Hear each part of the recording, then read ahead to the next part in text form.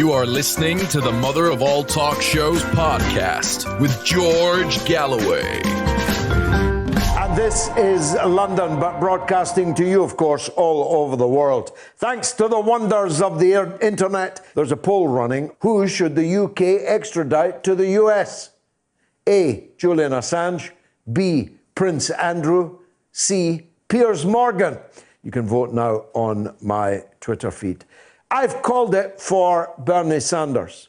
His stunning victory in Nevada, landslide victory in Nevada, marks the first time ever in US political history that any candidate has won the first 3 contests, and he has already. And he's headed into Carolina, he's headed into Super Tuesday, and he will, within 10 days, almost certainly, establish a literally unbeatable lead. And therefore, unless something happens to Bernie Sanders, he is ineluctably going to be the Democratic Party nominee. And I want to take a few moments to pay tribute to what is, by any standards, in modern British and American and indeed world political history, an achievement like no other. This man is 77 years old. This man has a spring in his step like no man or woman half his age could possibly have after 5 years of unrelenting campaigning. The slings and arrows of the slanderers, of the people who would bring him down, the dogs barking at his heels as his caravan moves on. This man's achievement of standing up to the scrutiny under which he has is quite unprecedented. Bernie Sanders is a socialist standing for president in the land of Joe McCarthy, in the land of Richard Nixon, in the land of Lyndon Johnson, in the land of all of that which has gone before. He's a democratic socialist, self-defined, and he's winning out the park the Democratic Party's nomination. His unrelenting focus on the majority of citizens in the United States, placing squarely on the proper culprits, the reasons for the widespread poverty, homelessness, hunger, lack of health provision, and all the crimes and sins of the American state over a century and more, has been truly phenomenal. A laser-like focus on the 1%, comparing the lives of the vast majority with the lives of the billionaires, 400 of whom own most of the wealth in America, a country of hundreds of millions of people, 400 billionaires. He contrasts daily, hourly, minute by minute, the lives of plenty enjoyed by the wealthy and compares it with the life of struggle and worse of the American working class. And he doesn't eschew the term working class. It used to be the norm in American politics to describe working people as the middle class. No, says Bernie. You are the working class, and it is your work, your labor, which makes the wealth enjoyed by the few. As a matter of fact, I would have advised them on 2 or 3 occasions to turn down the dial a bit. I was going to say bile. Turn down the dial a bit on the class war rhetoric that you are employing. But he has not. Instead, he's turned it up. He's doubled down on his economistic critique of American capitalism and America's imperialist role in the world. And he's been doing it for 40 years. I really take my hat off to this man. They've all been out to get him. They've all been out to destroy him. They're still out to get him. But on and on he goes, indefatigably, relentlessly, with energy and with elan, with humor. This man is a phenomenon. Bernie Sanders is the leader that Jeremy Corbyn could have been, should have been, promised to be. He kept on going, Sanders. When he was cheated in 2016, he didn't go back to parliamentary games in the US Senate. He stayed on the road. That's what Corbyn should have done when he came close in 2017. He should have stayed on the road instead of disappearing into the thick carpets of the British House of Commons. Everybody in the Senate hated Bernie Sanders. At least that's what Hillary Clinton told us. But Bernie didn't care. He wasn't talking to the members of the US Senate. He was talking over their heads, directly to the masses, directly to the people. He fashioned a team, Sanders, out of the people that loved him, not the people that hated him. He didn't go around saying, you hated me, you stabbed me, you plotted against me, you tried to get rid of me. Please come and sit around me and pretend that we're friends. No, Sanders waved such people away. He built a team out of those that were committed to his vision and his politics. And it's worked. Bernie Sanders never ran away. When the Israel lobby opened their fire on him, he doubled down. He said, Israel is a racist, apartheid state. That's what Bernie Sanders said. Jeremy Corbyn made it a crime, punishable by expulsion in the Labour Party, to say such a thing. In fact, Daniel Barenboim, the maestro, the greatest musician in the world today, Barenboim, the comments he made this week about his own country, Israel, would have had him expelled out of Jeremy Corbyn's Labour Party. Bernie Sanders learned the lesson on the streets of New York and in Chicago, that if you don't run, they can't chase you. If you stand up and face them on the first day, as you intend to do on the last day, you can prevail.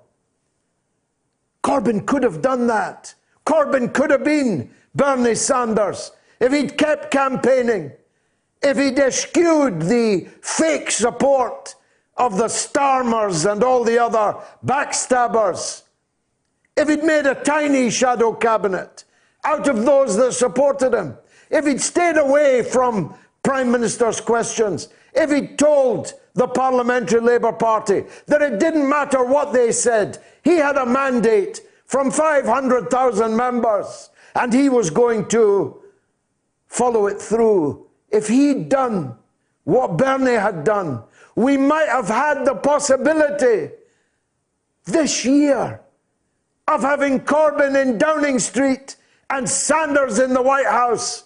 Can you imagine what that would have been like? Can you imagine how transformative that would be? Corbyn threw it all away, and his own so-called friends, MacDonald and Abbott and the others, badly let him down. But he could have done it. He's just as energetic as Bernie, just as dedicated to his political philosophy, just as consistent over decades as Bernie Sanders has been, but he threw it all away. Well, never mind. Bernie, I'm certain, is going to do it unless something happens to him. Now, some people don't like me talking about that, but I could still feel the tears on my cheeks when Jack Kennedy was murdered, almost certainly by the deep state of the United States. I can still feel the tears on my face when Dr. King was murdered, almost certainly by the agents of the deep state. I can still feel the tears on my face when Robert Kennedy was murdered, almost certainly by agents of the deep state. I can still feel the tears on my face, 55 years on, at the murder of Malcolm X, almost certainly by agents of the American deep state. So don't think I'm being apocalyptic. Don't think I'm being over-dramatic. There is a long, long list of political leaders who could have changed things being undone by the bullets of assassins. So I hope the Secret Service is looking after Bernie, but I wouldn't count on it. If I were you, Bernie, I'd use some of those dollars that you've raised in such abundance, with an average donation of just $18. I'd use it for my own security detail. Don't leave it to the FBI, now will you?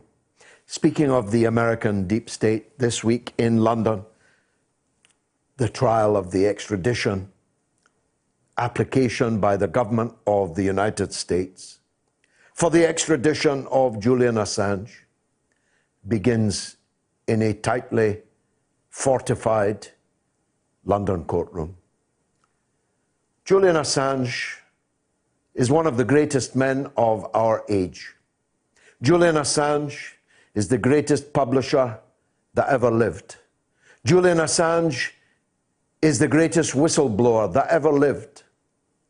Julian Assange is honest and true, and not a single word that he ever published, not one, has had to be retracted as being false or wrong. Julian Assange should be receiving a Nobel laureate. Instead, he might be receiving a one-way ticket to Sing Sing, a one-way ticket to 150 years penal servitude in the bowels of the injustice system of the United States. And for what? For publishing the truth about the criminals. Now the criminals want to make it a crime to publish the facts of their crimes. The criminals want to make sure that there will never be another Julian Assange. They want to chill the hearts of every would-be whistleblower, journalist and publisher in the world. This is an important point, because Julian never set foot in the United States. Nothing that he published was published in the United States. Julian is an Australian citizen. He was working in Europe. Therefore, any publisher, any journalist working in Europe can be subject to exactly the same demand under the one-sided extradition treaty that the United States and Britain have signed. David Blunkett, the Home Secretary in Tony Blair's government, did many bad things, but no worse than the one-sided extradition treaty that he signed on our behalf in the summertime when the House was not sitting behind the backs of our parliamentarians, one of which at that time was me. A one-sided extradition treaty that means that a senior official of the CIA can mow down and kill a young British boy on his motorbike when she's driving on the wrong side of the road, and escape justice in Britain, falsely claiming to have diplomatic immunity, a falsehood that the British government must have known to be false, and is refusing to come back to provide closure to that young man's family by appearing in a British court and telling everyone what actually happened. A one-sided extradition treaty that supposedly excludes Indeed, on the face of the treaty, it excludes extraditing people wanted for political offenses. What could be more political than the crimes that Julian Assange is charged with committing? 17 charges under the Espionage Acts, even though he's not a US citizen and owes no loyalty whatsoever to the United States government. It's an absurdity, it's a disproportionate act of savagery to send Julian into the dungeons of Mike Pompeo and Donald Trump, never to see the light of day again. It is savagery, but worse, it's the death of journalism as we once knew it. It's the death of people telling the truth about the crimes of the powerful. Now, over the last couple of days, I sense a change in mood, a change in the wind in London, amongst the media class, even some, not many, of the political class, as if suddenly there's a dawning realization that a British court is about to be asked to commit a gigantic crime, one which will make our country ashamed when the history of it comes to be written. I've noticed, and I hope I'm right, a beginning of an understanding of what's at stake in that London courtroom this week. Well, the car in front is Assange. He's the only candidate ever to win all three of the first three contests, and he's now looking unstoppable. I called the race for Bernie Sanders. And if he fights Donald Trump in November, this old Russian asset ploy isn't really going to work. Is Donald Trump seriously going to accuse Bernie Sanders of being Putin's man when Donald Trump has spent the last 4 years fending off exactly that accusation against himself? Because that's just about the only card that his Democratic Party opponents have now got. And predictably enough, the day before the Nevada caucus, along came the news in, of course, the Washington Post that Bernie, don't you know, is a Russian asset. So that's Bernie, a Russian asset, Trump, a Russian asset, and Bloomberg's grandfather was born in Russia and does a very great deal of his business with the Communist Party in China. So, hey, what are we to make of all this? Well, one woman who deals with this, for whom all of this is meat and drink. I get the pleasure every day. You've got the pleasure this week of talking with the one and only Manila Chan. Manila, welcome indeed again to the mother of all talk shows. Wonderful to see you.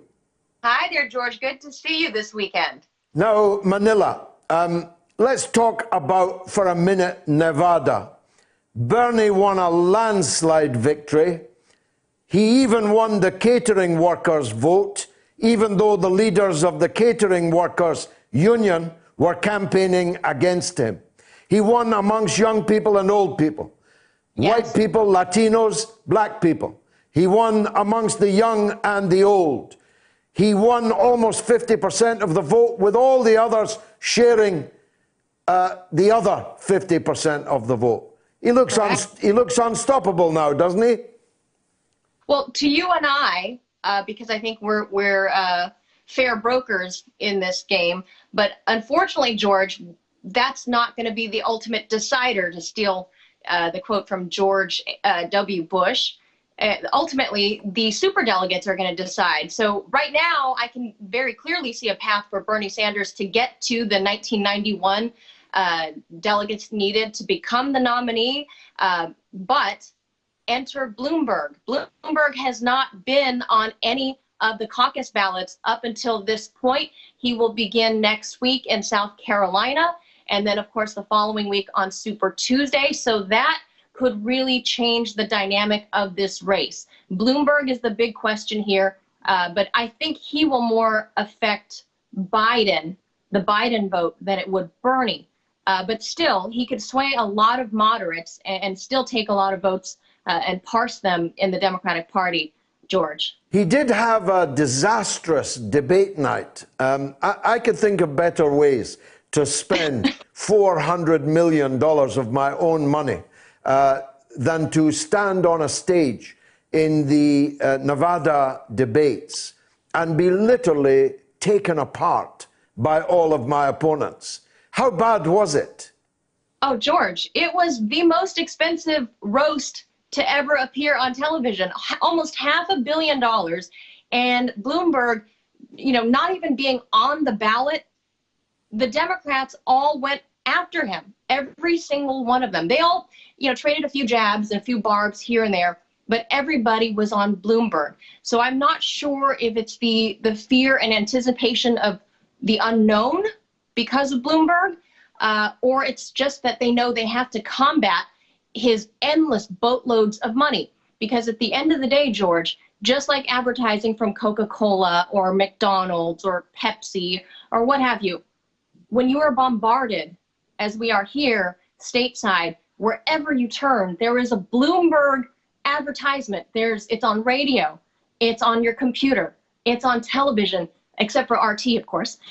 Everywhere you turn, you find a Bloomberg ad. So if nothing else, name recognition might buy him those votes. So I think the Democrats had to fight that battle before he got on the ballot. So I think that's what they were doing. But yes, oh my gosh, Elizabeth Warren definitely won that round when it was in terms of trading jabs. Elizabeth Warren had a good. Well, she had good cause, of course, because in a tight race as it was at the time, Bloomberg put $21 million into the coffers of her Republican opponent when she was running for the Senate. And he endorsed the Republican opponent, spoke for him, organized for him, and here he is now standing beside her, wanting to be the Democratic nominee. Absolutely. But George, let's not forget his connections to the Clintons. I know here stateside, I don't know if anyone has gotten to see them on your side of the pond, but here stateside, he is running all of his visual campaigns. He's taking all of his clips from his connections with President Obama and using those for his TV campaigns and any kind of print medium. But anyhow, we cannot forget that he has a lot of ties to the Clintons. He backed Hillary Clinton when she was running for state office, and they were bosom buddies there. So we can't forget how deeply vested he is into the Democrat swamp either. Now, Manila, it turns out that Bernie Sanders is yet another Russian asset, according to the Washington Post. When I was in Russia a couple of weeks ago, there's a joke that the contest is now between a Russian asset who is the president, a man with a Russian grandfather who supports Russia over Ukraine, that's Bloomberg, or a man, Bernie, who spent his honeymoon in the Soviet Union. So Putin wins every time. Right. How serious are people taking this? What is this Russian interference that they're talking about? George, I don't know where the mainstream media is getting Russiagate 2.0, but I can tell you one thing. The American people are completely exhausted from this Russia narrative. Even people on the left. I mean, I have friends on both sides, or all sides, I should say, of the political spectrum, and everybody is completely exhausted with this whole Russia narrative. Maybe some people on the left still find this a bit interesting because they're hoping to find any reason to indict Trump. But now that now they want to indict Bernie Sanders as well, when he's on the left, it's a little hard to swallow. It's kind of they're eating their own young at this point with the Democrats publishing this from the Washington Post. But I mean, it is a Jeff Bezos owned company, And we know that Bezos has his own interests in mind, obviously, as one of the biggest capitalists in the world. I'm sure he's not going to be very happy with President Sanders either. Well, in fact, Bernie led the campaign to force him to pay decent wages to his own workers that made him the richest man in the world. That's absolutely right. So it doesn't come as a surprise to me as a journalist and observer, a little more than a casual observer on this topic. It's no surprise to me that the Washington Post would publish something like that.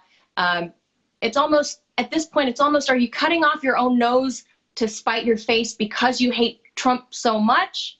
But then you also hate this very old school, liberal, very progressive Bernie Sanders, who's been harping on the same stuff for 40 years, who's never changed his tune. Well, here he comes blasting through what the DNC wants. And I'm not going to put all my eggs in the Bernie basket, George. Let me tell you. You still think they might try to cheat him?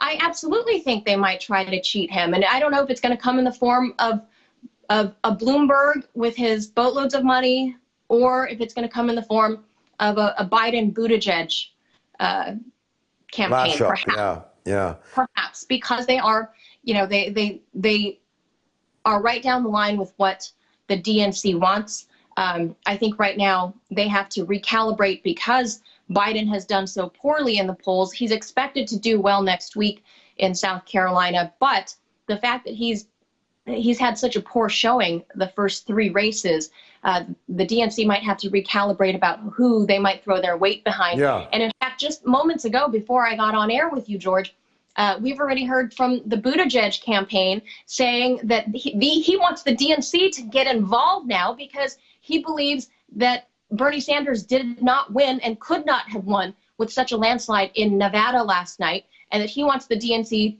to do a recount. Okay. Now, Yes. Tell us on this side, forgive our ignorance, what kind of place is South Carolina? I think it's a state that most British people will not know much about. Nor most Americans, George. South Carolina is a very deeply red state. It hasn't voted blue in I don't know if it ever has, to tell you the truth. But it's a red state anyway. It's expected to go Trump. But anyone that's a Democrat there is not likely to back Sanders because of his self-proclaimed democratic socialist label. I think South Carolina will either most likely go to Biden or maybe Bloomberg because of name recognition. But because the Democrats there, I would say, are more of a blue dog Democrat than they are lefty leaning anyway. And what's it like racially? I mean, I'm assuming, because Biden was saying so, that it's quite a black state now, is it? It's still majority white, but there is a lot of black voters there.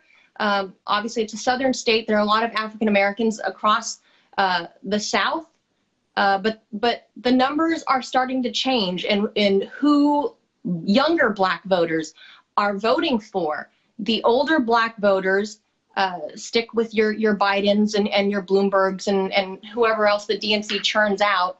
But younger black voters, I would say, race aside, they skew with wherever the young vote falls. And in this case, it's going towards the oldest man running for the office. The oldest man never run. There's hope for us all yet. Not you, of course. I refer to myself. Now, finally, Super Tuesday. Why so called? And how many states are involved, Manila? Oh, George, Super Tuesday because there are 14 states involved, and these are some of the biggest states in the union. California is up for grabs. Virginia up for grabs. Minnesota, Michigan, Arkansas. In fact, a lot of the South. But California is where the eyes need to go. Right now, it looks like Bernie Sanders will take California. He was very close last go around, but Hillary Clinton is an establishment name, and it went that way for her. But Bernie Sanders has a huge, big supporting group, especially with the Hollywood liberals. Hollywood liberals love Bernie Sanders. They like Warren too. But it's looking like California will go to Bernie. That will give him the wind beneath his wings. That'll put the wind at his back and propel him forward. That's what he needs. Super Tuesday, Bernie needs to clinch California and Virginia. And that is a week on Tuesday, is it? March 3rd, I believe. Yeah, if I have my a week on Tuesday. But we've got to look forward to South Carolina first. Well, next Saturday. Manila, that's been really helpful. Thank you very much indeed for joining us again on the mother of all talk shows. And I'll talk to you again in a different power relationship on Monday, God willing. Thank you very much indeed. Thank you. Thanks, Manila. And the mother of reportage about Syria is with me in the studio now. Eva Barlett will look young to you to be the mother of such reportage, but given the scale of the mendacity that we have been treated to over the last, well, now 8 or 9 years on the Syria question, it has been so vital that people like Eva Barlett, Vanessa Beeley, and only a handful of others have been prepared doggedly to represent the truth in the face of falsehood. It's an organized falsehood. I want to make that absolutely clear. This is not journalists making mistakes. This is not teenage scribblers that don't remember 9/11 and Al-Qaeda and bin Laden and so on. This is not ingenues who don't know the difference between ISIS and Al-Qaeda and moderate opposition. This is systematic, paid for, deliberate falsehood to deceive the people of the world into believing that the conflict in Syria is an existential one between a brutal dictatorship in Damascus and freedom fighters on the other. Even though those freedom fighters have themselves filmed themselves cutting off the heads of children, eating the hearts of slain combatants, phoning the mothers of soldiers they've just killed to tell them that they had just decapitated the woman's son. This is a deliberate state policy of disinformation, misinformation, deception, and evidence now abounds of fake attacks, fake chemical attacks, fake actions of all kinds, mounted with the as an active operation by Western governments. Eva Barlett has stood firm against this organized deception from the beginning, and now she's being vindicated on a daily basis. And it's a real pleasure, an honor, in fact, Eva, to welcome you to the mother of all talk shows. Thanks for coming. We're going to be speaking on the same platform on Tuesday for Julian Assange, and we have a guest later to talk about Assange. So I'll concentrate on another of your areas of expertise, namely the conflict in Syria. Somebody wrote just a few minutes ago from Ireland to say that she had long admired Erdogan, but now that she sees what he's doing in the Idlib province of Syria, she's confused. What is actually happening in Idlib? Idlib is one of the last strongholds of terrorism in Syria, and notably one of the major strongholds of Al-Qaeda or Al-Nusra in Syria. And this is something various U.S. officials have acknowledged. We have Brett McGurk, who's the former special envoy, and he himself said it was the largest hotbed of Al-Qaeda since 9/11. And more recently, Sky News interviewed another U.S. official, I can't remember the guy's name, and he said... He's a serving officer. Yeah, and he said something to the effect that Idlib attracts terrorists or something to that effect, essentially recognizing that whereas what Sky News, BBC, Channel 4, Guardian, etc., media would omit the fact that Idlib has a huge concentration of al-Qaeda terrorists. It does have civilians, of course, as well, and this is the whole thing. Well, the civilians are their prisoners. Absolutely, and as with every liberation prior to Idlib, with Ghouta, with Aleppo, there's always the question of civilians being held hostage by these terrorists, because the Syrians and the Russians open humanitarian corridors to facilitate these civilians leaving the areas to safe areas in the Syrian government areas. But the terrorists in those regions, in past experiences, have bombed the corridors. I have experience with this. They did this in November when I was on a humanitarian corridor in Aleppo, and they bombed corridors in eastern Ghouta. And when I went to Sinjar, Idlib, last February, I tried to go to the Abu al-Duhur corridor, and I wasn't able to because the security forces there said it had been attacked recently by al-Qaeda forces. So this is the thing, like, civilians try to exit. Sometimes they're successful, but largely they're prevented from doing so because of the terrorists within these areas. So where does Erdogan come in? He claimed, at least, and made agreements with other powers that he wanted to see the defeat of the fanatic terrorists. Why is he now using Turkish military power and, by extension, NATO military assets to defend ISIS and al-Qaeda holed up in Idlib? I think the key word in your introduction to this comment is claim.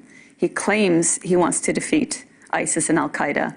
But Turkey, Erdogan, has been backing terrorists in Syria, if not from the very beginning, from very early on. Because of Erdogan's backing of terrorists in Syria, they were able to thieve Aleppo of its heavy industry. You talk to Syrian MP Farid Shahabi, and he will talk at length about Erdogan's responsibility for these terrorists taking, we're not talking like small machines, we're talking massive machinery in broad daylight trucking into Turkey. So he's responsible for thieving Aleppo of its industry. And he's also responsible for terrorists that were infiltrating into Syria to then attack Syrian civilians and do some of these heinous acts that you were talking about, beheading civilians, kidnapping civilians, raping civilians. Well, it's a well-trodden path. The jihadists, so-called, who left from this country to go and fight for the caliphate, as they called it, in Syria, all of them crossed into Syria through Turkey.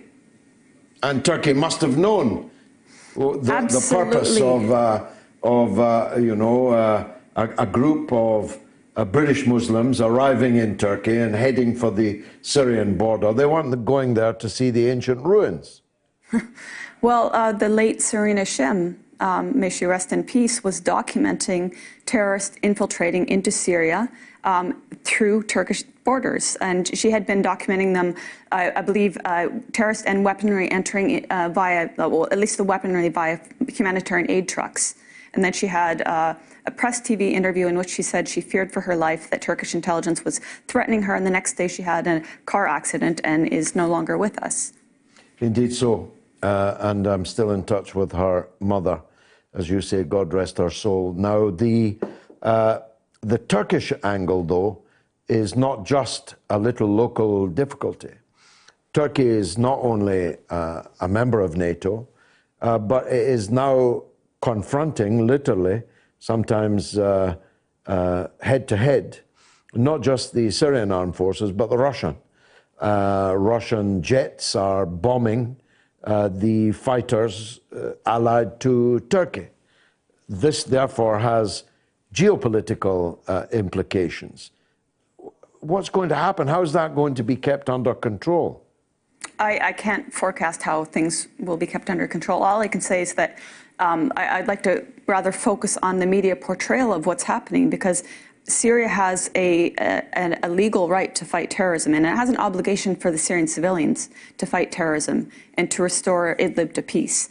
Because it's not only the civilians within Idlib that are subject to the terrorist rule, but it's civilians in areas where, outside of Idlib, from where terrorist attacks occur. And I would refer to an attack on the Christian town of Maharde in September I want to say 2018. I went to that town and interviewed one man who lost his 3 children, his mother and his wife to such a terrorist attack. Now, those terrorists might have been on the periphery in northern Hama, but they might also have come from Idlib. And this is the point.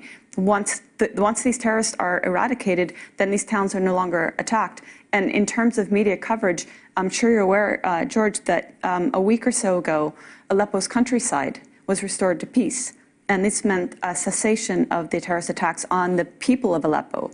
And I think a lot of people might not be aware these attacks were going on because Aleppo was liberated in 2016.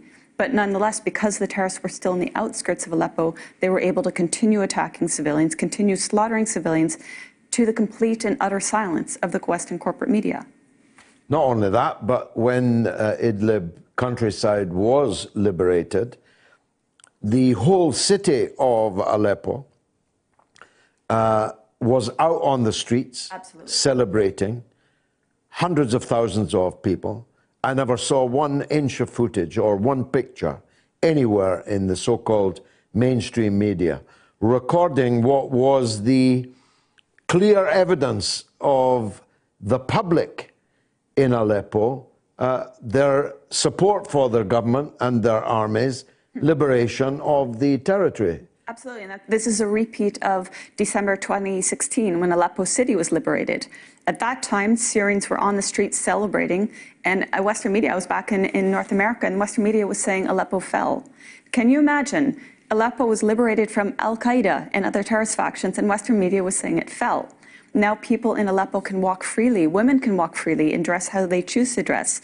And the Western media is trying to sell it that Aleppo fell. And one other thing, CNN recently, I noticed in their world news section an article saying the Syrian quote-unquote regime was bombing Eastern Ghouta. Well, I know you're aware that Eastern Ghouta was liberated in 2018. And CNN is pushing this lie. It was a recycled lie from 2 years prior. They just updated the date. I don't think they added any new content. There was nothing of relevance to current news today.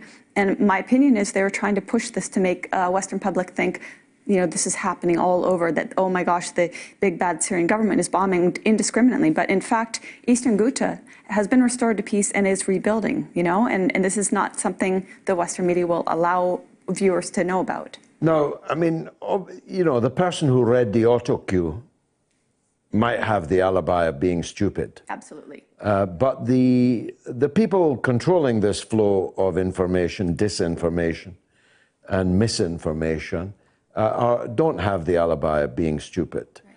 So explain what you think their thought process is. How do you aspire to be a journalist only to sit down somewhere, probably at a paid event with some front for the intelligence services of Western countries, and devise fake news like that? What kind of people are they, these people claiming to be journalists? Well, they're utter hypocrites, because while they spew out this fake news, these lies, this propaganda and slander against Syria, Russia, and all the allies that are actually fighting terrorism in Syria, while they're doing this, they're at the same time frankly crying crocodile tears for Syrian civilians. They feign concern for Syrian civilians, but they don't give a damn about Syrian civilians. If they did, they would be supporting and reporting on the actual people defeating terrorism and restoring peace in Syria. I can't personally understand the mentality of a journalist that would abide by this sort of false reporting and war propaganda. But I think we've seen an increase in journalists who step down from such platforms because they cannot stomach it anymore. Yes, we interviewed one of them, Mr. Haddad, a week or two ago here. But they don't just publish their fake news. They accuse people like you, people like me, of being the source of the fake news. How do you cope with that? It's kind of easy for me. I've been coping with false accusations for 50 years. Does it hurt you? Does it damage you in any way? So it's only been about 4 years for me.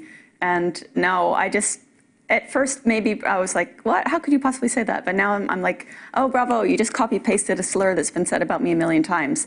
The thing is, I don't care what they say about me or they think. I know what I'm reporting is true.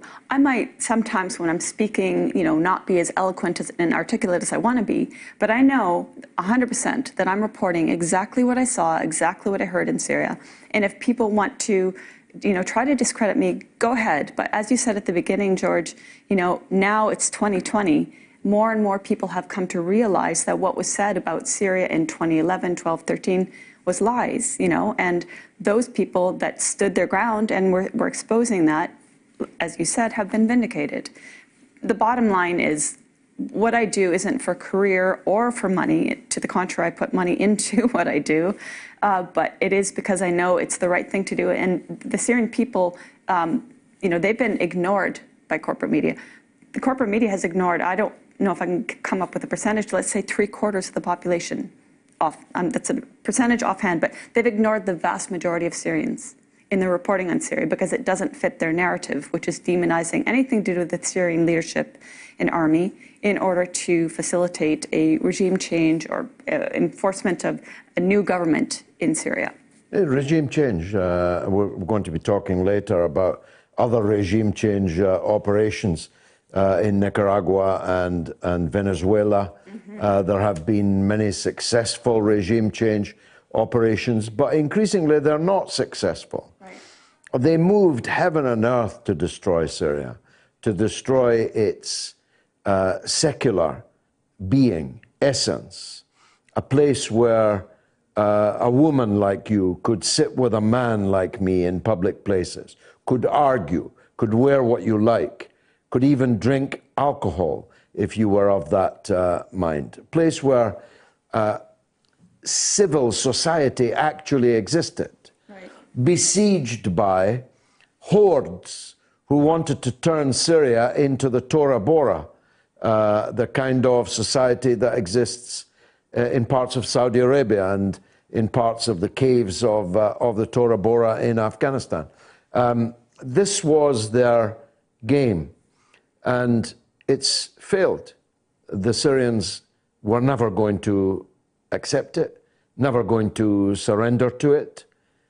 And their fight has been epic and historic, hasn't it? It's been heroic, absolutely heroic. When you have some of the most, no, not some, you have the most powerful nations on the world, in the world, arming terrorists, sending, weapons, inconceivable, powerful weapons to destroy Syria. And the Syrian people, who are the Syrian army, defending their land, and they come out victorious. It's phenomenal. I think the West thought that Syria would capitulate within a few months, and to the contrary, Syrians have lost quite a bit. They've sacrificed, it's the word, they've sacrificed immensely, but they've done so because it's their country and their future and their people.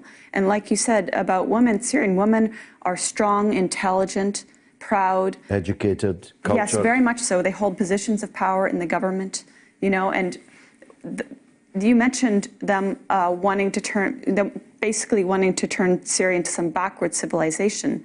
And this is true, and they haven't succeeded. But at the beginning, you talked about the video that a terrorist sent to the mother of a Syrian soldier.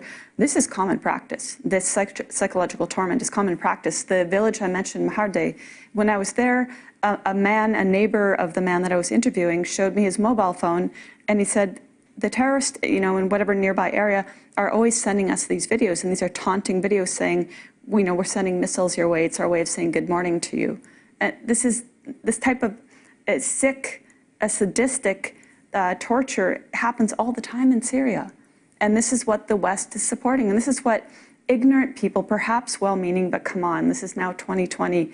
If you're well-meaning and still so ignorant that you're supporting Al-Qaeda in Syria, then you really should just step back and take up knitting or something, because you can't be supporting a revolution in Syria where the so-called rebels are hell-bent on destroying everything to do with the culture, the society, and just in public will execute people.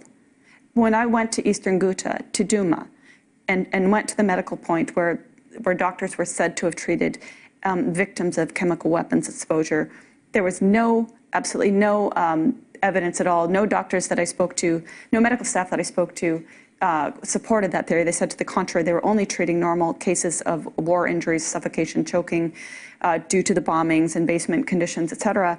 But when I was in the city of Douma, walking around talking with people, what they wanted to tell me was how they had suffered under the rule of Jaish al-Islam. And they wanted to tell me how Jaish al-Islam would cut people's head off with a sword or point blank execute them. And this was common throughout areas occupied by terrorist factions. So people in the West should really ask themselves what they're supporting. If you think you're supporting this grandiose, noble, revolutionary project, you're wrong. You're supporting sadistic savages who are trying to, but have failed to destroy Syria. Yeah, I don't think there are any such revolutionaries left, but those that did should hang their heads in shame for the years that they supported all of this going on. What happens to you now? I mean, the war's not over, but it's not the end of the beginning. It is the beginning of the end. What are you planning to do now? You're so associated now in the minds of so many people with Syria. Are you going to stick around there and cover the reconstruction, cover the reforms that inevitably will happen, or are you going to turn your journalistic attentions elsewhere? Well, thank you for asking. I do plan in the near future on going back to highlight more of the positive, the reconstruction and other positive aspects of life in Syria. But I haven't exclusively fully been, I was rather tunnel vision for a while on Syria, but I also last summer was in Donbass trying to share the suffering of civilians in frontline areas that are on a daily basis being shelled by Ukrainian forces. I'd like to go back there and do more work on that. And also, last year I was advocating for at least the attention to be shone on the plight of this journalist that was imprisoned in Ukraine on utterly false charges. He was in prison for over a year in really dire circumstances. The system there, the prisons there, the detention centers, according to him and other testimonies I've read, are horrendous. He was eventually released, but there's still many, many more journalists and other people being imprisoned in Ukraine on without absolutely no evidence and no charges. So that's something that I think, when we talk about press freedom and we rightfully so advocate for the freedom of Julian Assange, I wish we would also consider the freedom of journalists who are being persecuted by Western allies like Ukraine or like Israel, which is where it is common to just shoot Palestinian journalists without any sort of accountability. So these are areas that, I still, like yourself, I mean, I wouldn't, I'm sorry, I wouldn't compare myself to you because you have a long history of anti-imperialist stances. But in a sense, like yourself, I'm trying to maintain, a worldview. A worldview, yeah. How can people help you? How can people support your work? Well, there's PayPal. I do have Patreon, so... You're on Patreon? I am, yeah, and PayPal. What's the title there? How do people find it? Yeah, I'm such a bad promoter of self. I think it's Eva K. Bartlett or Eva Karine Bartlett. And PayPal... Well, everyone should look for that. I'll do that tonight. PayPal is linked on my blog, ingaza.wordpress.com. And I really sincerely do appreciate everybody's donations because, as you know, independent media doesn't pay. And neither, I'm not, contrary to popular belief, you made the on the point payroll of any government. You're not doing it for the money. You're actually putting money in, yeah. Which, of course, can't last forever because you'll eventually run out. You and I are at St. Pancras Church on Tuesday night with the Honourable Craig Murray and many others, talking for Julian Assange. The doors open at 6 o'clock. I think we've got a little ad to punt that later. So I'll take your leave now and see you on Tuesday, and hopefully a full church will await us in St. Pancras Church. Looking forward to it. Thank you for joining us on the mother of all talk shows. Who should the UK extradite to the US? Julian Assange, 7%, that's down 2. Prince Andrew, 74%, that's down 1. Poor Piers Morgan, I don't know what he's done to deserve it. 19% of you, that's up 1, want to extradite Piers Morgan to the United States instead. I'm well past the time I should have taken this break. Now, this week will be the trial of the century in Britain, at least. It's not actually a trial. It's an extradition hearing, though unusually, the prisoner, Julian Assange, locked up for the most part in isolation in solitary confinement with collapsing health, both physical and psychological, is being held in a maximum security outfit at Belmarsh Prison. An extradition hearing would not normally have that as a backdrop, but nothing about the Julian Assange case is normal. His crimes, as alleged by the US Justice Department, are not crimes at all. They're not crimes anywhere, and they're certainly not crimes in Britain. It is not a crime to publish material which is true, which has been leaked to you by a whistleblower.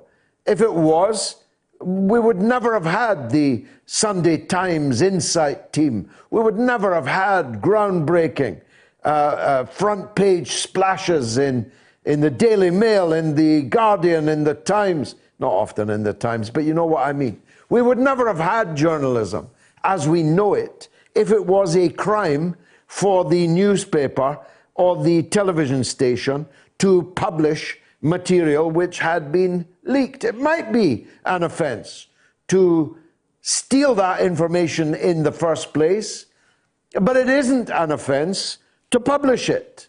After all, we only know that most of the British Parliament was fiddling its expenses because somebody stole a disc from the Finance Office, the Fees Office, in the British House of Commons, and gave it to the Daily Telegraph, which put it on its front page for weeks and months, and did a public service by so doing. The Daily Telegraph rightly won award after award after award for publishing this stolen material, this secret material. And thank God that they did. Otherwise, all these members of Parliament would still be fiddling their expenses, and maybe one or two of them still are. Nudge, nudge, wink, wink. But notwithstanding that what Julian is alleged to have done is not a crime in Britain, neither does the extradition treaty we have with the US allow someone to be extradited for political offences. And this at the insistence of the American side, fearful that Britain might seek the extradition of, I don't know, Irish Republican prisoners or runaways in the United States. And yet, unless the course of the court action radically changes this week, Julian Assange might end up spending 150 years in the US injustice system. Roy David is a writer of note and a former journalist, and he's here to talk to us about Julian Assange. Roy, thank you very much for joining us. It was a remarkable weekend. Chrissie Hynde singing I Stand By You, Roger Waters, the giant cultural figure from Pink Floyd, thousands of people out on the streets of London. There is an uptick, Roy, don't you feel, in support for Julian? Definitely, George. There is belatedly, I hasten to add, a realisation of the injustice of the government, the deep state of America, of our establishment, that has come to bear for 10 years on Julian Assange, a man who's won 24 journalistic awards during this time for his new innovative type of journalism that has made the mainstream media cowed, fearful, jealous, and the result of all this, of course, kicks off tomorrow morning, as you say, in the first of the extradition treaties to America. It is going to last for 1 week, and then will be adjourned until May 3 weeks set aside in May. My interpretation of what will happen is I don't think that this court it won't be settled in this court. It will go to appeal, and that could spin out the whole process for another 18 months, 2 years, and let's hope, if that does occur, that it won't be in the high security 23 hours a day locked up in Belmarsh high security prison. Well, I mean, it's unconscionable, isn't it, Roy? This is a man guilty now of nothing.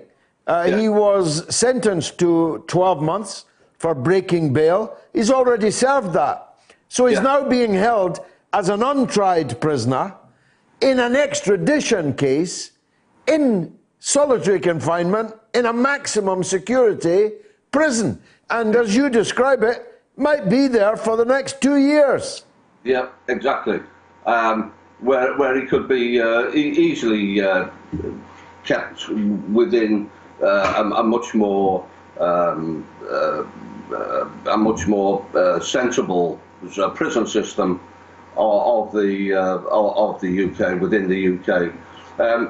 George, I just wanted to say, I'm going to tell you about an intriguing aspect of the whole Sweden-UK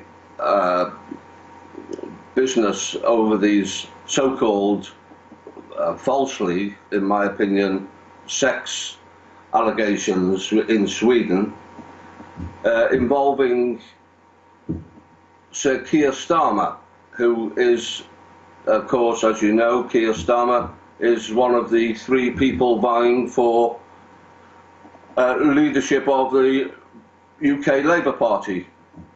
But I just wanted to go back to August 2010, when the first inklings of these allegations came to hand.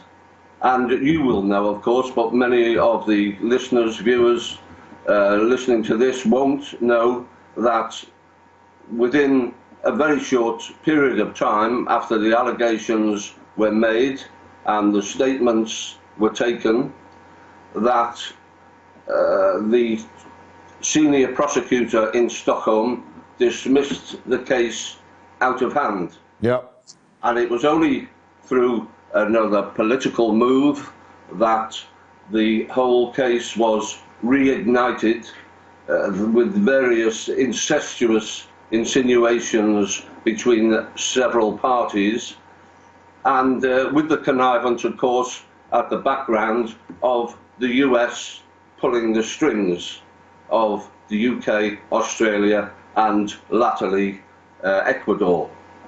But we flash forward now to November 19, when Sweden actually dropped the investigation. They said, the Swedish prosecution authorities said, because so much time has passed since the allegation was made, the evidence has weakened considerably. Now, this is palpable nonsense. Words on paper, it's a he said, she said situation. Words on paper don't deteriorate in those 10 years. Statements don't change themselves. Witness statements don't weaken. Words do not degrade. The whole quote, for me, sums up the fact that how weak the initial case was. And this Keir Starmer of whom you speak, he told the Swedish authorities not to treat this like a normal extradition. He told them to keep it going, didn't he? Yeah, we thought for 3, 4, 5 years, when Sweden were prevaricating all this time, we thought it was from the Sweden angle, from the Swedish angle. They wouldn't come to interview him in England. Offers were made for a testimony to be made in since we've been going on about it since October 2010. They refused Sweden. Sweden refused this, they refused that. They said this excuse, that excuse. And it was only 4 or 5 years, no, 6, 7 years later, through the indefatigable work of the Italian investigative writer Stefani Marizzi, who, through a series of freedom of information applications, several court battles that took actually 4 years before we saw anything, and we find out it was the UK Crown Prosecution Service that was actually delaying Sweden's moves to come over here and interview Julian by that time at the embassy. But the CPS solicitor at that time, Mr. Paul Close, said in 2011, please don't think this case is being dealt with as just another extradition. So it was our CPS that was putting Sweden off from sorting the case out quicker, which would have been, from a justice point of view, of the women involved and a Julian Assange involvement, at least equitable.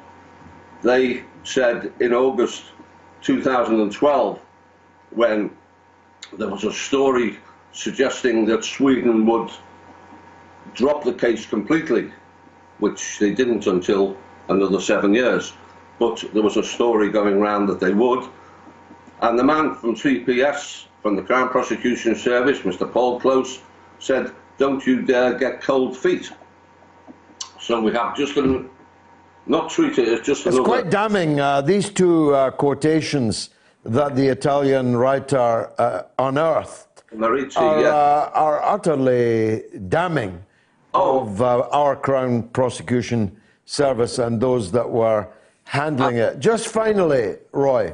The point is, George, that Keir Starmer was head of the Crown Prosecution Service during this time. He's got a case to answer, isn't he? He's got some questions to answer, definitely. Not much sign of him answering them so far. So finally, Roy,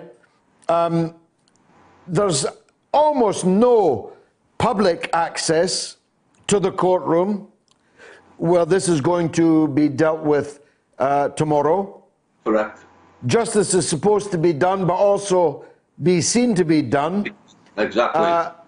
It's pretty shabby, isn't it? It all makes Britain look a bit banana republic, a bit police state, don't you think? Exactly. If this was in North Korea or Iran concerning a similar situation concerning Julian Assange, the British media here would be absolutely up in arms. And the fact that they're not says an awful lot about deep state establishment backing of the British media and vice versa. George, before we go, I'd just like to say that one of the things that Julian faces, apart from this 150 years, 175 year sentence, is that it would be taken out with under special administrative measures known as a SAM, and the Yale Law School tell us that SAMs are the darkest corner of the US federal prison system, combining the brutality and isolation of maximum security units with additional restrictions that deny individuals almost any connection to the human world. Unbelievable. Roy, thank you very much indeed for joining us on the mother of all talk shows. That's beginning this week then, the trial of Julian Assange. And a very sordid affair it all is. Let me see, I've got Greg Sharkey. Is he on the phone, Greg? Greg, welcome. Greg is the organizer of this meeting that I'm speaking at on Tuesday. 6 o'clock, the doors open at St. Pancras Church in Euston Road in London. 6:30 it kicks off. And there's a galère of speakers, Eva Barlett being one of them, the Honourable Craig Murray being another, myself a third, and the man who's organised all of it, and this is not the first time he's done it, is a very, very redoubtable campaigner from the north of Ireland by the name of Greg Sharkey, and he's on the line now. Greg. Hello, George. How are you? Good. Now, I suppose your star guest is Peter Lavelle, the host of Crosstalk.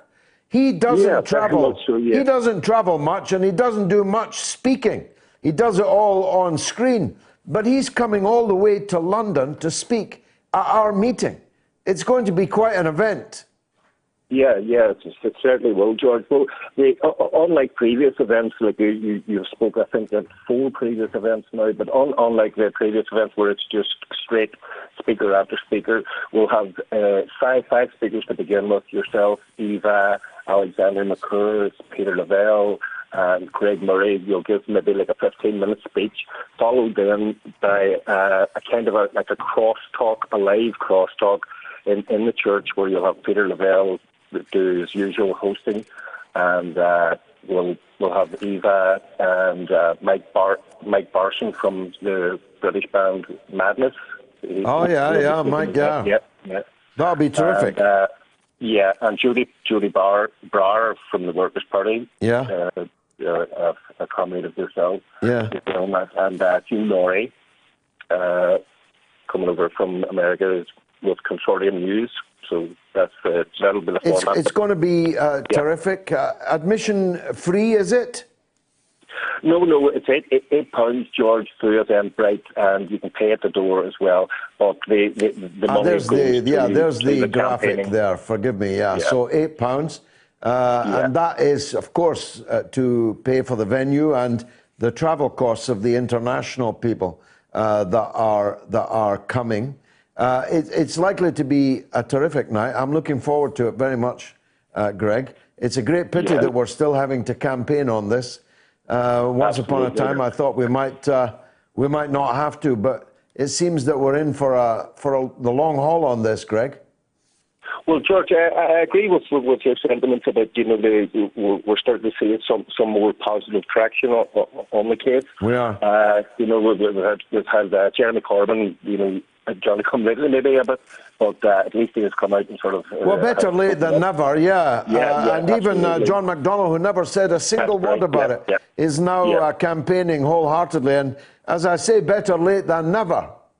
Absolutely, George. And another statement that you said that, you would rather take your chances in front of a British judge than in front of the political system. I would, Not everyone agrees with me, but... I'm not saying that there are not problems with the judiciary in Britain, but they're relatively speaking, well, as you put it, they're quoting me. I'd rather take my chances in front of a British judge than a British politician or a British newspaper editor, if you get my drift. Greg, I'll see you on Tuesday. I hope as many people as possible that are watching or listening to the show and who can get to London, it's very near the railway station, St. Pancras Church. Doors open at 6 o'clock in King's Cross. Thanks very much, Greg Sharkey, for organising it. Hear from my old friend Alex McGuigan, again in Belfast. Erdogan is involved in a land grab from Syria. Turkey's Daesh collusion is well documented. The land grab is also to build a supposed Kurdish-free buffer zone. Erdogan's activities in Libya are worth watching now too. Great show. Be careful filming. No lone walks in the woods. I was filming in a remote place for my Killing Kelly documentary on Friday. My crew and I, under our wonderful director, Sean Murray, multiple award-winning director, I did make the point as we were heading into the wilderness, let's not go for any walks in the woods. Thanks for that, Alex. Rob says, Sky News, Alex Crawford has no shame, indeed not. This from Paul. I wonder if the gentleman that called from New York earlier, I think his name was Chuck, could have a word with his longtime friend Bernie Sanders and ask him to come on your show. I think it would be wonderful for the listeners, viewers, to hear directly what he has to say. Yeah, I think Bernie's got enough problems at the moment without appearing on our show. Maybe I'll get to interview him in the White House. Let's hope so. Let me take a quick break. Radio Sputnik. Tune in every Wednesday to Loud and Clear with Brian Becker and John Kiriakou for a regular segment called Beyond Nuclear, where Brian and John discuss nuclear issues, including weapons, energy, waste, and the future of nuclear technology in the United States, with Kevin Camps, the radioactive waste watchdog at the organization Beyond Nuclear. Listen on Wednesdays right here on Radio Sputnik. Want to talk? Get in touch with us at radio@sputniknews.com. Agent Sideways says, Eva Barlett, what a human being. We are grateful for the work that you do, absolutely humbling. Shame on our mainstream media and the propaganda we are bombarded with. And Scouse Alarm, my old pal up in Liverpool, says, it's very sad for me watching the Bernie Sanders surge in America when we in Britain are going to be stuck with Boris Johnson for the next 4+ years. And the rest, mate. What a missed opportunity the Corbyn project was. And Chris Strange says we should extradite nobody to the US until Anne Sakulas has come back here to face justice. Oh, there's another poll. You've only got half an hour or so left now to vote on it. Should the BBC licence fee be abolished? A, yes. B, no. C, replaced with a subscription.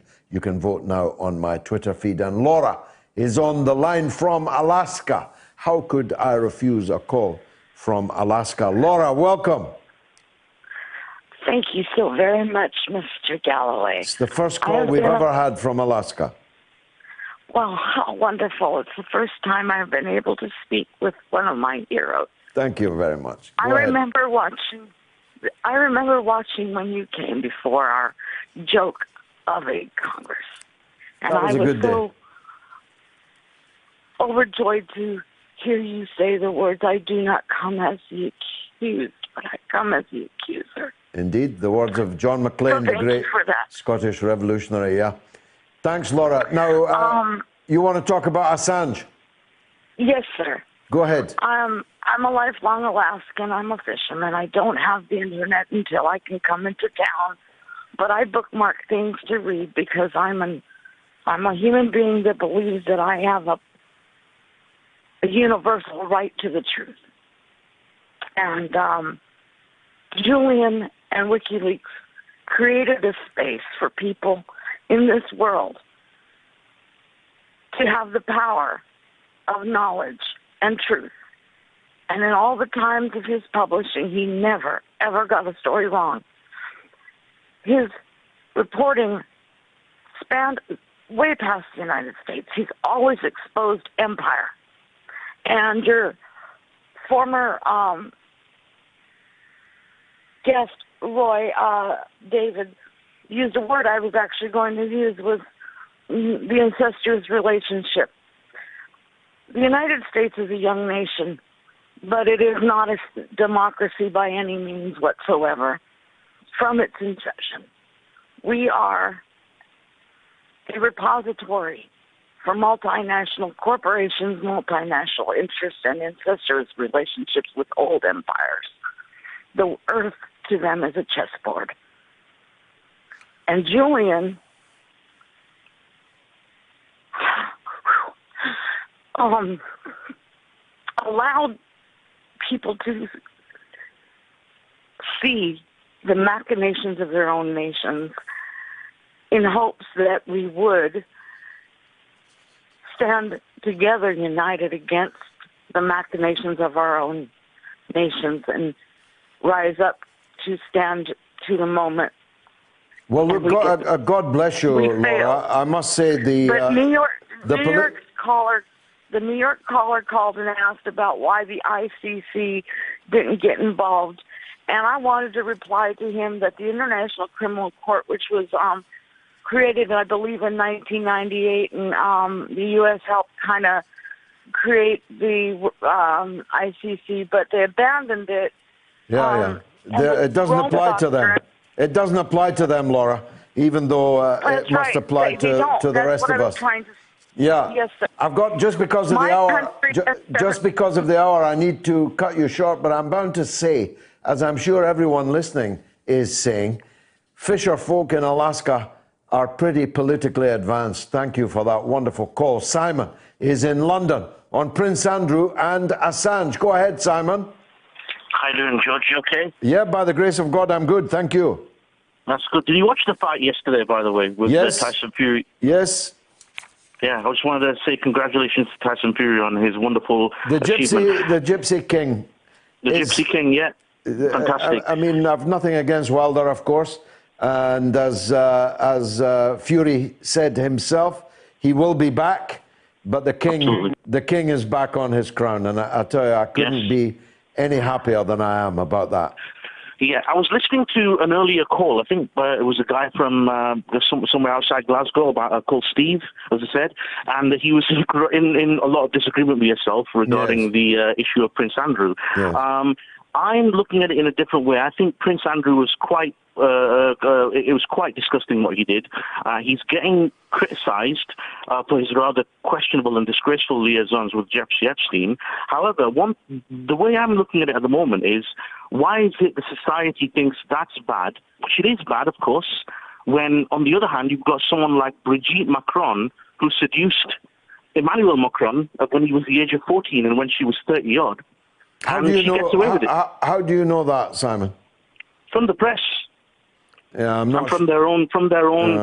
I know that she was his teacher, but I've never heard it alleged that she behaved criminally towards him.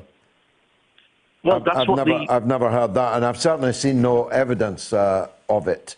But thank you, Simon. Anyway, and if that turns out not to be true, my apologies indeed to the Macrons.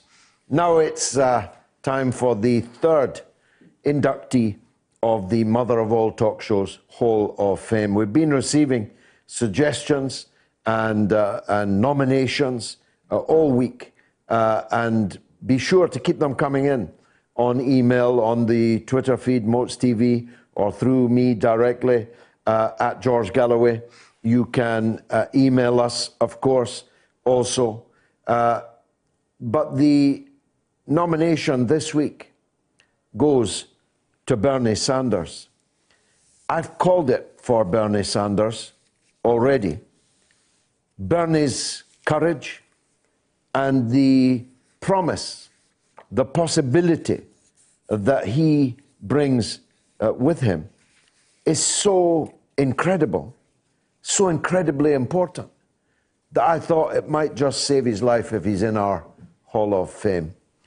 The more we talk, as an earlier correspondent said, the more we talk about Bernie and the need to keep him safe, the more we cherish that which has now emerged, the better, at least, we'll be able to protect him. Bernie Sanders, as I spoke at some length earlier, has been in politics for 40 years. Actually, a little more than 40 years. He's 77 years old. He's run as an independent, been elected as an independent. He's a socialist, a self-declared one. He's standing up for the working class. He is the workers' candidate. He's the workers' Queen's Counsel. He's the workers' champion. Of course, he's interested in other things. He's interested in people's other identities, although it's frequently hurled at him that he's not interested enough in race, that he's not interested enough in gender and in sexual politics. Of course he's interested in such things. But he sees that the number one, the most important, and above all unifying characteristic of the mass of the people of America is that they are working class, and he is the working class candidate. He's coming under remorseless attack. and he will come under still more remorseless attack. His life may very well be imperiled, and therefore I have no hesitation in nominating Senator Bernard Sanders of Vermont to the Hall of Fame of the mother of all talk shows. And just as vehemently, I nominate for the Wall of Shame the second nominee for the Wall of Shame. Last week, it was Margaret Thatcher. This week, it is her political stepchild. It is the British Prime Minister for 10 years, 3 elections, Tony Blair. Tony Blair is a war criminal who should be on trial at The Hague for crimes against humanity, for war crimes, who should be on trial at the bar of the House of Commons for the crime of misleading willfully the British Parliament, though many of them were quite happy to be misled, for the crime of misleading our armed forces sent into battle, ill-clad, ill-armed, ill-informed, and above all on the basis of a gigantic lie. For crimes against Her Majesty, whose armed forces they are, whose parliament it is. I was there. I was there throughout. I had to walk around in that parliament, sit on the same side in that parliament as Tony Blair. I only knew he was lying when his lips were moving. I once tried to get a side view to see if his nose grew like Pinocchio when he was lying, but lying he was. He lied and lied and lied the country into a disastrous war, a gigantic crime, a gigantic blunder, and yet he still commands the British media and political class, and that is the unkindest cut of all.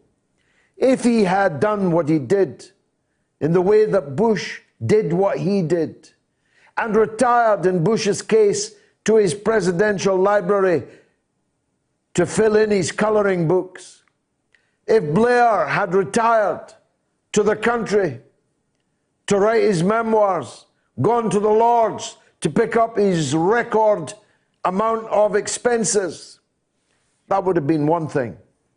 But Tony Blair is still a major factor in British politics. He failed to destroy Brexit, but he has succeeded in destroying Labour. He has succeeded in ensuring that Labour, once New Labour, is about to become New Labour, and very soon. The ballot papers go out on Monday, and the aforementioned Sir Keir Starmer, who is Blair without the laughs, Blair without the energy, Blair without the charisma, Blair without the elan, Sir Keir, the photocopy of Tony Blair, is going to win a thumping victory and become the leader of the Labour Party. And thus, Tony Blair will continue to rule, despite everything that he did to so many, including ending the lives of more than 1 million people and counting.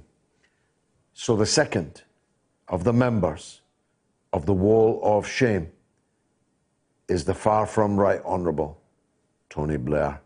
Now there's a caller in Japan. I better go there. Tonio in Japan. Let me hear you. Go ahead. Hello, Mr. George Galloway. Thank you for taking my call. It's a privilege, and I've always been a very big fan of your show and your talks and your speeches, so I'm following you very much. Thank you, sir. Thank you. I just wanted to say, basically, I'm from South America, Venezuela. My name is Tonio, actually, Eladio Antonio Oliva. Tonio is my middle name, so everybody calls me by Tonio. I've been in Japan for 20 years, more than 20 years. I came just when Chavez became into power. And I just wanted to comment about that.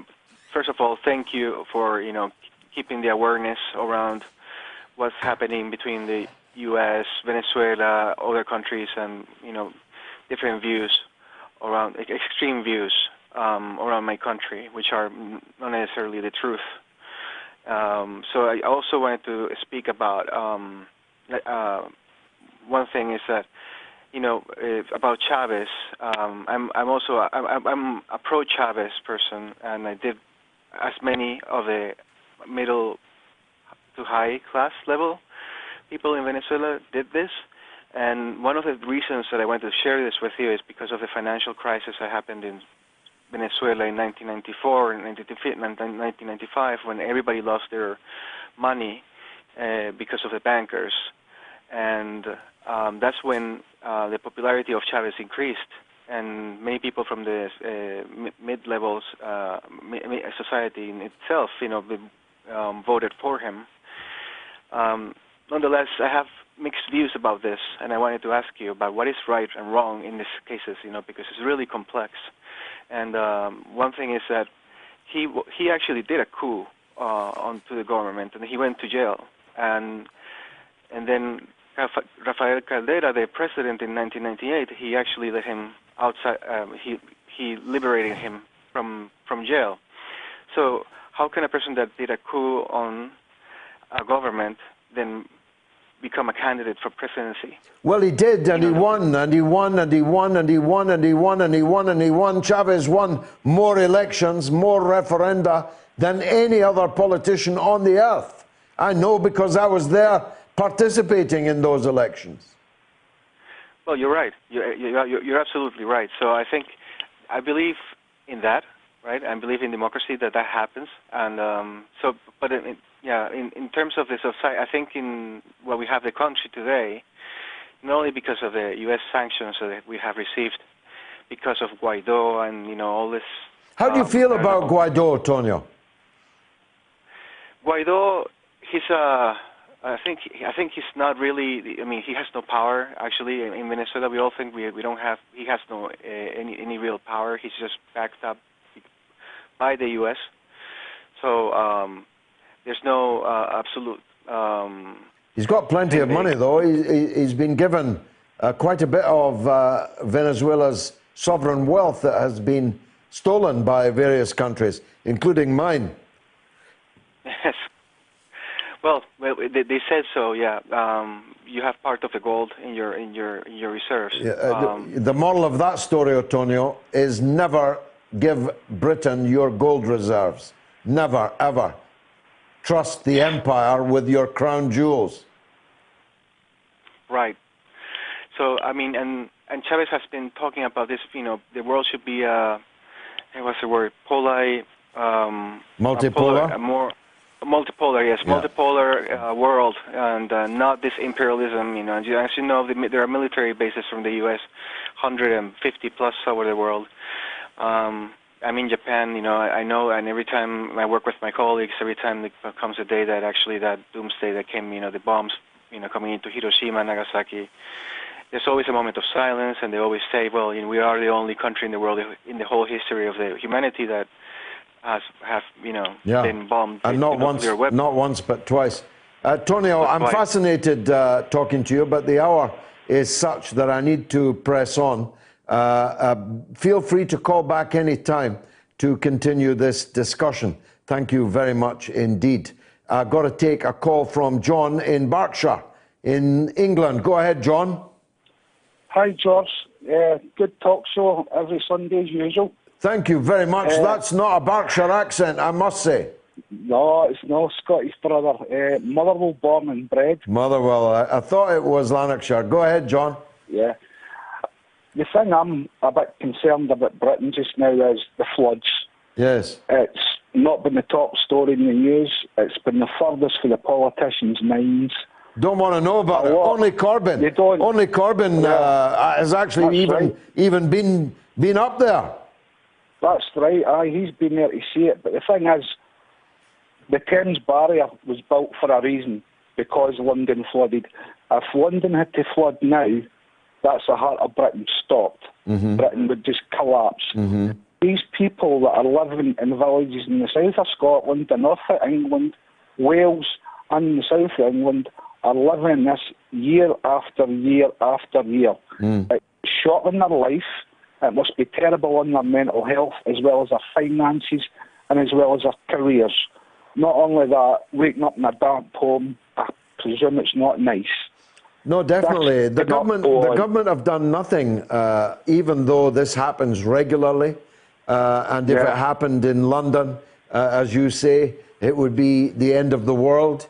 You know, what does it take? Do we need a deluge such as afflicted the world at the time of Noah? What exactly are we paying our taxes and electing our government for? That's true. Even Martin Sheen, the actor, he was on Sky News the other day, and he's made a big donation to a GoFund page to help the victims of the floods in Wales. Yeah, there's hundreds of thousands being raised, but it's a disgrace that private charity is having to take the place of what should be state investment in flood protection and state relief for the people who've been afflicted. That's true. That is very true, because these people have got to get up in the morning and either go to their work, or if they can't get to work. There was a guy on the news the other day who had his home and he had a pub. That is completely ruined now and might never be up and running again. As I say, I was travelling. Are these people? I was going to say, are these people insured for that? Because I don't think a lot of them are. Well, some of them will be, but some of them won't be. And even those that are insured will find it more difficult to get insured in the future once the companies had to pay out on this. As I said, I was travelling on Friday. I don't want to say where I was, but I did pass by some horrendous flooding, and I was actually quite lucky that the train was able to do it. John, thanks for the call. I need to get rid of you because there's a legend on the line. It's Lizzie in Gloucestershire. Lizzie, welcome. Hi, George. How are you? I'm good. When a legend comes on the line, everyone else has to get off it. So yes, Scarper. Now he's scarpered. You can tell me what you think. Well, I wanted to. There are lots of things that I would like to argue with you about, but I've no doubt about that. I always find myself agreeing with you, but hopefully tonight we can have a very agreeable disagreement. Okay. About Prince Andrew, we can't deport him or chuck him out to America because they'd love him, wouldn't they? Not so sure. The Epstein case is cutting through in America now. When people see the scale of the perfidy of this man and his proximity to power and powerful people and the wealthiest of people, and the dirty deeds that he was involved in, more of which emerge almost every day. No, I think that Prince Andrew would not get a ticker tape welcome in the United States, really. But surely, you know, like, I'm trying to think, Kentucky Fried Chicken, or who's that Colonel? Colonel Sanders. Surely, I'm sure there are several fast food franchises that would benefit from his going there, you know? Well, as someone joked today, you know, he claimed he never sweats, therefore that couldn't have been him that was sweating in the nightclub. I bet he's sweating now because his personal protection officer has just blown the whistle on his so-called alibi. And what really struck me is that, you know, how her son, the Queen's son, going to America or Canada to create a life of his own for him and his family was a huge problem, yet they defend Prince Andrew to the hills. Well, Prince Andrew had at least one set of bells ringing for him on his 60th birthday this week at Westminster Abbey. I actually heard them by chance myself, but no other church, I think, maybe one or two in the north of Ireland, rang their bells or put out their flags. He's become persona non grata, really, in England. Yes, well, anyway, unbelievable. What else would you like to say? The other thing was that Piers Morgan, please, I don't know what your relationship is with him at the moment, but the few times that he's had you on his show, he's been obnoxious, as usual. Well, at least he has me on his show. He's the only one that does. Yeah, but they hardly ever invite you for the reason that they give you, do they? You know, they invite you for a reason, and then they stymie you when you get there. First of all, I like Piers Morgan. I can't account for the people I like or don't like in life, and neither should anyone require me to. It's everyone's right to like people or not like them according to how they have been to them. And Piers Morgan has always been kind to me. But it's much more important than that personal issue, because I was around, as were you, at the time of the Iraq War. And Piers Morgan was the editor of then one of Britain's most important newspapers, the Daily Mirror. And Piers, who was a part of the establishment, who could easily have followed Blair, refused to follow Blair. He absolutely refused to support the war, and ever more zealously, he used the Daily Mirror in support of the anti-war cause and in support of the Stop the War Coalition. And on the day of February 15th, the biggest ever demonstration in British history, he gave over the whole of the Daily Mirror to our demonstration. He published a map on the front page of where people could go, how they could join the demo and so on. So I'll never forget that, Lizzie, and I'll always respect him for that, because it would have been far easier for him. In the end, as you know, he got sacked as the editor. It would have been far easier for Piers Morgan to go along with the establishment like almost everyone else did. But he didn't. He stood up.